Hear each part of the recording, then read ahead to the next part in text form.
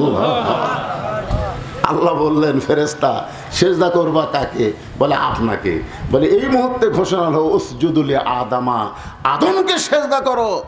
সমস্ত ফেরেশতা আদমকে সেজদা করবেন, কারণ হুকুম করছেন কে? আরো জোরে বলেন। কিন্তু ফেরেশতার মধ্যে একজন, ওই কিন্তু ফেরেশতা না। আজাজিল কিন্তু ফেরেশতা না, নাম ঠিকই আছে।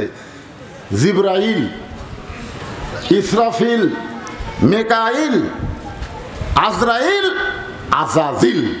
কি কন? দেখতে একই লাগতেছে না? কিন্তু আসলে কি আজাজিল ফেরেশতা? ওই জিনের ভিতরে একজন পড়ে পাওয়া সন্তান, কুড়ে পাওয়া সন্তানকে লালন পালন করে বড় করেছে ফেরেশতারা। এত ইবাদত করেছে, পৃথিবীর এমন কোনো জায়গা নাই যে জায়গায় শয়তানের সেজদা পড়েনি। আপনারা বলেন তো, যখন আজাদিল সেজদা করছে আল্লাহকে, তখন কি শয়তান ছিল? অনেক ফকিরেরা কয় না সেজদা দেব কোন জায়গায়? সব জায়গায় শয়তান সেজদা দিছে। আপনারা কোন তো শয়তান সেজদা দিছে শয়তান হওয়ার আগে না পরে? পরে একটা সেজদাও দেয়নি। যারা আজকে সেজদার নামে এইরকম মারিফতের গান গায়, তারা পুরোপুরি শয়তান। জোরে কোন কথা ঠিক কিনা? হ্যাঁ, ওয়াসজুদ ওয়াক্তারিব। আল্লাহ কোরআনে বলেছেন সেজদার দ্বারাই বান্দা আল্লাহর নৈকট্য হাসিল করে। আর সেই নামাজের ব্যাপারে এই মারিফতের ভণ্ডরা কি বলে? আগে করো রে মন আখেরের কাজ, ধ্যান যোগে হয় দিলের নামাজ, ও তোমার পাঞ্জে গানা নামাজ পড়া লাগবে না। কি নামাজ পড়া লাগবে? এরকম ভণ্ড আছে না নাই? জোরে করে আছে না নাই? আল্লাহর কোরআন দিয়ে যেদিন বাংলাদেশ চলবে, বাংলার জমিনে তখন কোনো ভণ্ড পাওয়া যাবে না। আমরা স্বাধীনতার পর থেকে বহু দেখলাম, আমি জন্মর পরে দেখলাম বাপের দেশ, যেরকম কিছুদিন আগে করেছিল আমার বাপের দেশ। জোরে খান কথা ঠিক কিনা? বাপের দেশ, আমার দেশ। স্বাধীনতার পরে দেখলাম বাবা চালালো, যাই চালাক, তখন খুব একটা বুঝিনি, ছোট ছিলাম তো। ৭৫-এর স্পট পরিবর্তন হওয়ার পরে আমরা দেখলাম শহীদ জিয়ার শাসন। ঠিক কিনা বলে? আজকে যে বিএনপি ভাইরা বিএনপি করতেছে, তারা শহীদ জিয়ার আদর্শ যদি গ্রহণ করে, শহীদ জি একজন খাঁটি মুসলমান ছিলেন। সংবিধানে যখন বিসমিল্লাহ ছিল না, শহীদ জি এই বিসমিল্লাহ শুরু করেছে। ধরে কোন কথা ঠিক কিনা? কিন্তু এখন ফখরুলের বিএনপি হয়ে গেছে তো সমস্যা পড়ে গেছে। যখন ইঞ্জিনিয়ার মাহমুদের নাম শুনেছেন, চিটাগাঙ্গের এক নেতা, যখন সালাউদ্দিন কাদের চৌধুরীর সন্তান হুম্মাম কাদের চৌধুরী হাজার হাজার বিএনপির সামনে হঠাৎ বলল নারায়ে তাকবীর, তখন সামনের বিএনপি কর্মীরা আর বিএনপির কথা মনে আছে? নারায়ে তাকবীর শুনলে বিএনপি মনে থাকবে? আল্লাহু আকবার যেই মেরা দিছে, সাংবাদিক ইঞ্জিনিয়ার মাহমুদের কাছে গিয়ে বলতেছে ভাই খবর কি? বলে এটা তো হামাকের তাকবীর না, এটাকে হামাকের দলের না।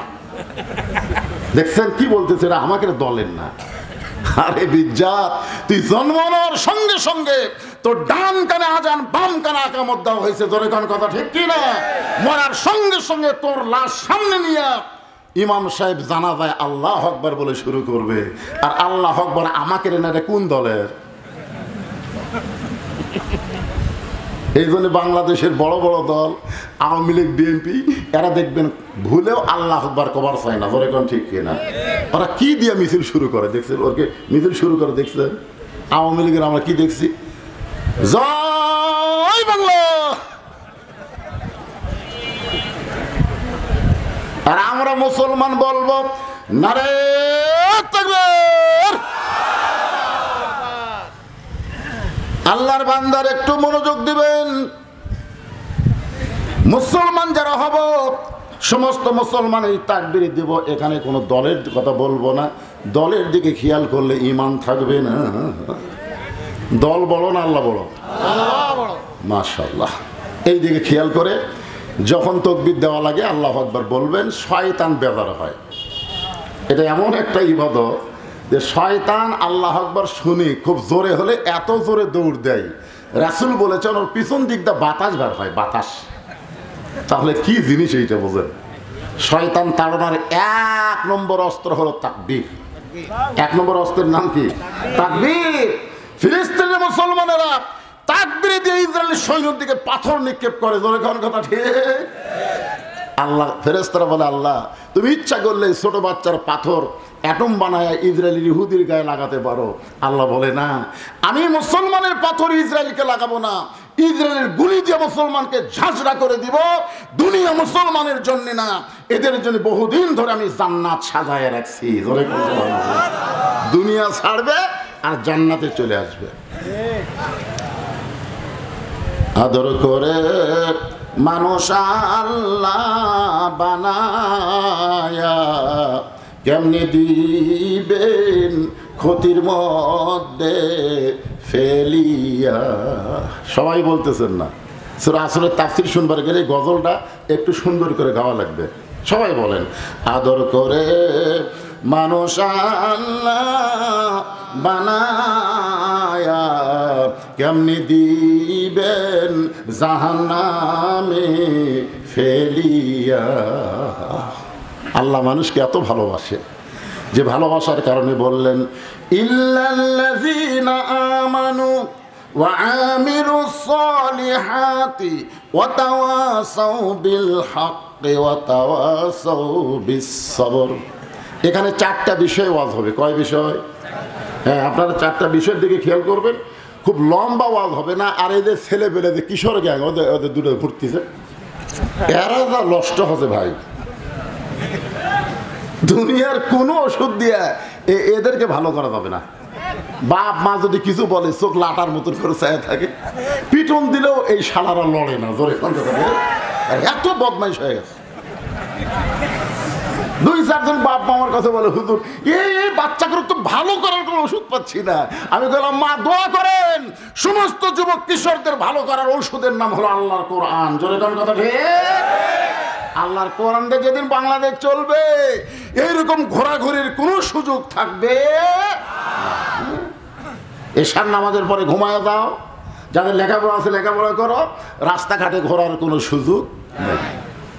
আল্লাহ রাসূল বলেছেন, এশার পরে ঘুমায় যাবা, কারণ ফজরের জামাত তোমাদেরকে আদায় করা লাগবে। খালি ঘরে কোরআনের মাহফিল এসে বসে না, ঘুরতেছে কি। আমরা একটা গান শুনছিলাম অনেক আগে, চাবি মাইরা দিছে সাইরা জনম ভরা করিতাছে, মন আমার দেহ ঘড়ি সুন্দর করি বানাইছে কোন কারিগরে। শোনেন যে গানগুলো, শোনেন গানের যা কঠিন অর্থ ভাই।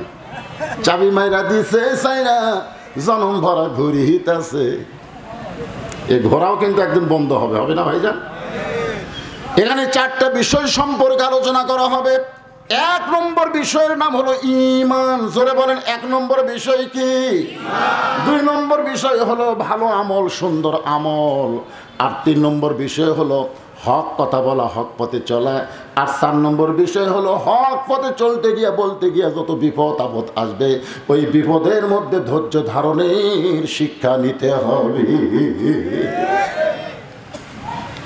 তো এখন শহীদ জিয়ার পরে আমরা দেখলাম চাচা, এরশাদ চাচা। ধরে কোন চাচা? বর্তমান জাতীয় পার্টির অবস্থা খুবই খারাপ। কেন্দ্রীয় অফিস আগুন দিয়ে পুড়ে দিছে। এরশাদ চাচার ভাই কি জিএম কাদের চৌধুরী খালি বলতে, তো আমি ভুল করেছি, আমি ইচ্ছা করে ভোটার টানাচ্ছি, আমার বুকত রাইফেল ধরেছিল। কি বলতে পারলা রে? কারণ ছাত্র জনতা বলেছে শুধু আওয়ামী লীগকে নিষিদ্ধ করলে হবে না, আওয়ামী লীগের সহযোগিতার দল যত ছিল সব দলগুলোকে নিষিদ্ধ করা লাগবে। তোর কোন কথা লিখে না, ওর মাথা ঘুরে গেছে, পাগলার মাথা ঘুরে গেছে। 9 বছর চাচা আমাদের বাংলাদেশকে শাসন করেছে। সবাই আমরা বলি স্বৈরাচার। চাচার সময় আমরা 3টা জিনিস পাইছি। 1 নম্বর হলো রবিবার সরকারি ছুটি ছিল। রবিবার হলো হিন্দু খ্রিস্টানদের বড় দিন, রবিবার হলো খ্রিস্টানদের পবিত্র দিন। সেই পবিত্র দিনে ছুটি ছিল, কারণ বাংলাদেশ একসময় ইংরেজদের অধীনে ছিল। যেরকম ঠিক কিনা? তারপরে বাংলাদেশ আবার পাকিস্তানের অধীনে চলে গেল, তারপরেও বাংলাদেশ স্বাধীন হলো। কিন্তু ওই খ্রিস্টানকে রবিবার আর বাদ কেউ দিবার পারে না। এরশাদ চাচাই সর্বপ্রথম বলল, মুসলমানদের জন্য খ্রিস্টানদের রবিবার ছুটি হবে না, মুসলমানের ভালো দিন বড় দিন হলো জুমার দিন। জোরে কোন কথা ঠিক কিনা? জুমার দিন হলো গরিবদের আনন্দের দিন, ঈদের দিন। তাই তিনি শুক্রবারকে সরকারি ছুটি ঘোষণা করলেন। আমেরিকা বলল, এরশাদ সাহেব, আমাদের রবিবারকে বাদ দিয়ে যদি মুসলমানের শুক্রবার দিন ছুটি ঘোষণা করেন, আমাদের সাহায্য আমরা বন্ধ করে দেব। এরশাদ হাত তুলে বললেন, তোমাদের সব সাহায্য বন্ধ হলেও আমার আল্লাহর সাহায্য চালু থাকবে। আপনারা বলেন স্বৈরাচারী হোক আর যাই হোক, এরশাদ চাচার 9 বছর সময়ে আমরা তো মজা মারছি ভাই। মজা মারেন, সব জিনিসের দাম কম, মসজিদের কোনো কারেন্ট বিল দেওয়া লাগেনি, মাদ্রাসার কোনো কারেন্ট বিল এরশাদ চাচা নেয়নি। কামটা কি ভালো করছে না খারাপ করছে? কথা কন। 2 নম্বর হলো রাষ্ট্র ধর্ম ইসলাম ঘোষণা করেছে, ইসলামকে রাষ্ট্র ধর্ম ঘোষণা করেছে এরশাদ চাচার 9 বছর পর। আমরা আবার দেখলাম ভাবির শাসন। ভাবি বুঝেন না, বগুড়া জেলার ভাবির শাসন দেখলাম, তারপর আবার দেখলাম বেটির শাসন, তারপরে ভাবির শাসন, তারপরে ভোট পাক বা না পাক বেটি শাসন করছে। এ পর্যন্ত 54 বছর আমাদের দেখা শেষ। আর সূরা আসরের মাধ্যমে আমরা দেখতে চাই আগামীতে আল্লাহর কোরআনের বাংলা। আপনাকে মন কি দেখবার চায় না? খালি ওয়াজ শুনবার মন চায়। কোরআনের ওয়াজ শুনতে আবু জেহেলও শুনছে। তো আবু জেহেলের মতন এত ভালো শ্রোতা আপনারা হবার পারেননি। তো আপনাকে বসবার না দিলে আপনার আসেন না।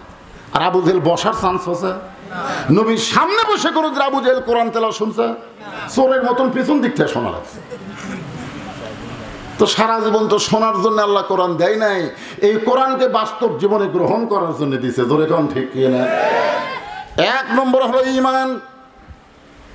ঈমান যদি ঠিক না থাকে, আপনি যত আমল করেন আল্লাহর দরবারে কবুল হবে? হবে? হবে না। কারণ ঈমানটাই আসল। ঈমান ছাড়া 3 জন ভালো মানুষকে আমরা পাইছি ইতিহাসে। ঈমান ছাড়া, কি ছাড়া? তারা খুবই ভালো মানুষ কিন্তু ঈমান নাই। 1 নম্বর ভালো মানুষ হলো নবীর চাচা আবু তালেব। আবু তালেবের মতন ভালো মানুষ কেউ ছিল না।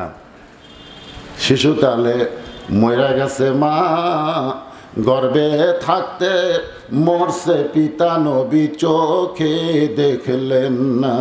কে করিবে লালন পালন, কে দিবে সান্ত্বনা, এই দুনিয়ার এতিম নবী ছিলেন একজনা। আপনার বলেন তো আমাদের নবী কেমন এতিম ছিলেন? সেই নবীর বাবার দরদ দিয়ে যিনি লালন পালন করেছেন, সে আবু তালেবের মতন ভালো মানুষ কেউ ছিল না। কিন্তু ঈমান না থাকার কারণে আল্লাহ তাকে জাহান্নাম দিবে। 2 নম্বর ভালো মানুষ হলো দাতা হাতিম তাই। যখন মানুষ বেশি দান করে তখন কি কয়, হাতিম তাইয়ের মতন দান করতেছে। মানে হাতিম তাই এত দান করেছে কিন্তু বেঈমান হওয়ার কারণে আল্লাহ তাকে জাহান্নাম দিবে। 3 নম্বর হলো বাদশাহ নওশেরওয়ান, ন্যায় পরায়ণ শাসক ছিল কিন্তু বেঈমান হওয়ার কারণে সে জাহান্নামী হয়ে গেল। এখান থেকে বোঝা গেল আমল যতই ভালো হোক, ঈমান যদি না থাকে একটা আমলও আল্লাহর দরবারে কবুল হবে। আমার কথা কি সবাই বুঝতে পারতেছেন?